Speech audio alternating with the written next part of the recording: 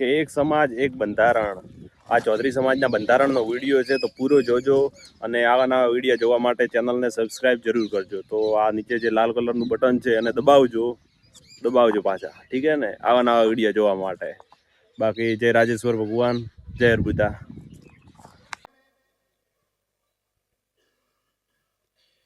जन्मदिन जो है हमारे समाज में ऐसी ये परंपरा थी नहीं। अभी हमारे कुछ जो लड़के सोशल मीडिया पर देख रहे हैं, जन्म बर्थडे जो मना रहे हैं, और उस बर्थडे को जो है इतना जो है आप देख रहे हैं, वो हमारे समाज को वर्तमान समय की आवश्यकता नहीं नजर आती है और शायद शोभा भी नहीं देती है। इसलिए इसके ऊपर समाज का पूर्ण रोक। कोई भी व्यक्ति अगर ऐसा करेगा तो मैं आगे जाके आपको बताऊंगा कि समाज ऊपर उसके ऊपर क्या व्यवहार, क्या धर्मपूर्ण, क्या जो भार डालेगा वो समाज उसके ऊपर ऐसा करेगा। ये नहीं बनाना है। और कोई भी व्यक्ति अपना जीवन अगर सदैव के लिए बर्थडे इसलिए मनाया जाता है कि वो जीवन के दिन को याद करता है। मेरा मानना है, और आप सभी मेरे विचारों से सहमत होंगे, हम जिस दिन जन्मते हैं हमारा रीति रिवाज ढूंढ का पूरे गांव के घेरे वेरे आती है, ढूंढ होती है, बच्चे की उसरंग होता है, वो ऐतिहासिक होता है। और फिर भी उसके बाद में कोई बच्चा, कोई जवान, कोई बुजुर्ग उसको अगर ऐतिहासिक बनाना चाहता है तो वो अपने जीवन उत्सव का क्षण अपने क्षेत्र में, अपने आसपास में कहीं भी मां सरस्वती के शिक्षा मंदिर के अंदर जितना चाहे उतना दान पुण्य करके शिला पट्टिका पर नाम लिखा सकता है। ये ऐतिहासिक बनाने के लिए उनको अवसर दिया जा रहा है। खर्च पर रोक नहीं है। खर्च करना है तो मां सरस्वती के मंदिर में, शिक्षा मंदिर में, वहां पर जो है आप एक कमरा बनावे, हॉल बनावे, 11,000 दे, 11 लाख दे, कोई पाबंदी नहीं। ढूंढ प्रसंग में हम जो अभी वर्तमान में ढूंढे करें हैं, तो जैसे हमने कहा कि उसको सीमित दायरे में करना है, तो ऐसा नहीं कि आप गृह प्रवेश की आड़ कर ले लें या कथा के आड़ ले लें या यज्ञ अनुष्ठान के आड़ ले लें और उसको विशाल रूप दे।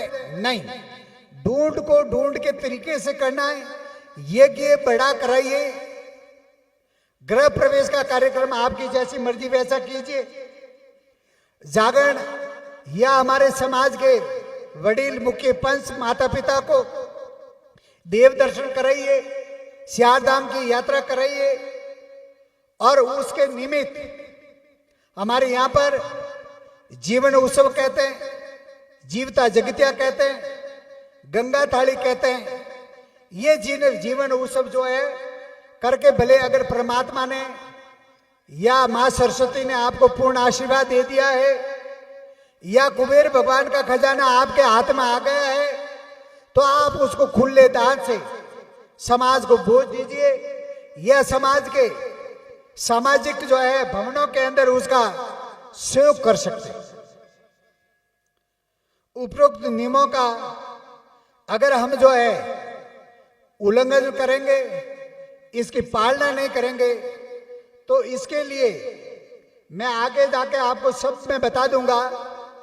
उसके लिए हमें समाज को जो है बैठकर जो इन्होंने एक जो है राशि तय की है, वो राशि का जो भार, जो कोई भी गलती करेगा, नियम तोड़ेगा या नियमों की जो है अवहेलना करेगा, उसके ऊपर डाला जाएगा। और वो पैसा समाज के सबसे पहले शिक्षा मंदिर में दिया जाएगा।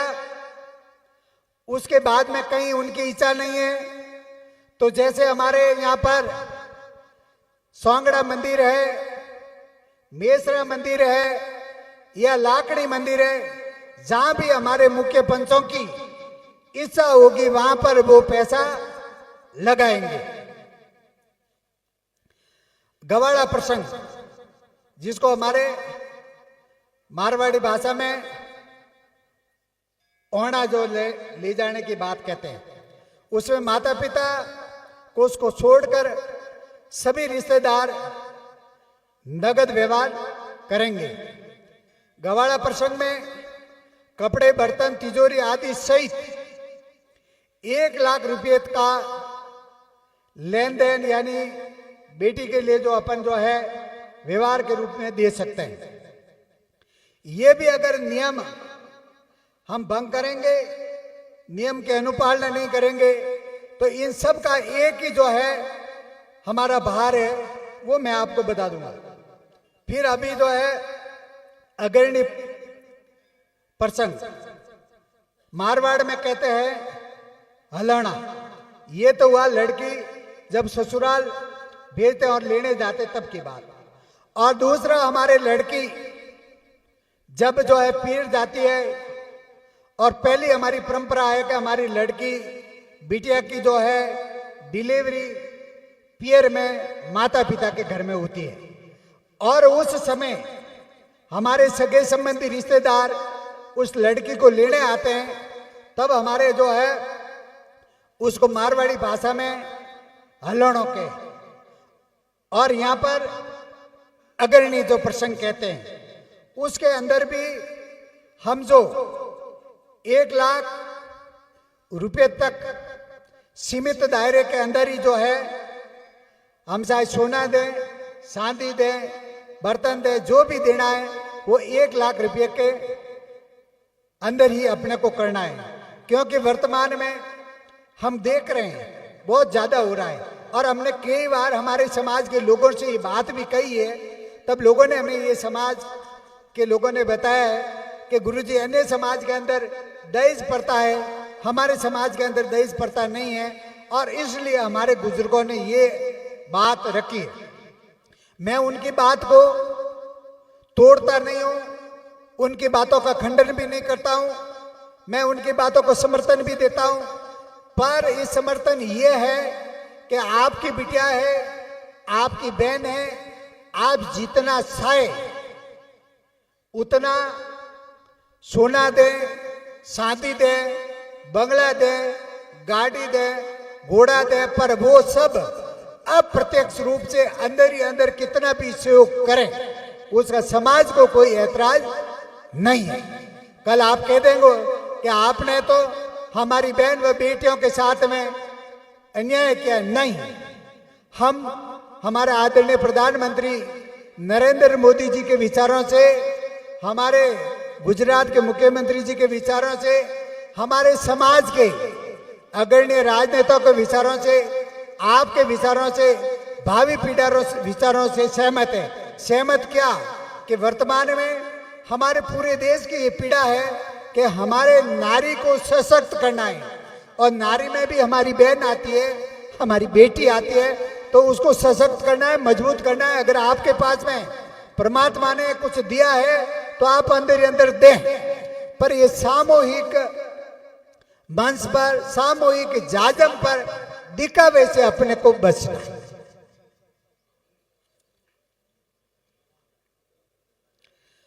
अब बात आई है विवाह प्रसंग की। हम प्रयास ये करें कि हमारे सदगुरु श्री कृष्णाराम जी महाराज साहब ने अपने जीवन काल में एक इच्छा जाहिर की थी, और उन्होंने प्रयास भी किया था कि सभी समाजों के अंदर बुद्धिजीवी और पढ़े लिखे अग्रणी व्यापारियों ने समाज के अंदर सामूहिक विवाह का आयोजन चालू कर दिया है। और हमारे समाज के अंदर विभिन्न क्षेत्रों के अंदर, प्रांतों के अंदर हो रहा है, और हम प्रयास करें कि हमारे समाज के भी सामूहिक विवाह के आयोजन हो। प्रश्न ये आता है कि हम सामूहिक विवाह क्या करें, कैसे करें? आपके ऊपर परम पूजनीय, परम वंदनीय संत शिरोमणि संत श्री राजा राम जी महाराज साहब की इतनी बड़ी असीम कृपा हुई है। आपके उधर जाए तो मेसरा मंदिर है, बड़ी जगह है। अगर यहाँ आवे तो ये सांगड़ा का बड़ा भूभाग और प्रांगण है। उधर आगे जाए तो लाकड़ी के अंदर हमारे परम पूजनीय गुरुदेव का मंदिर बना है, वहां पर व्यवस्था कर सकते हैं।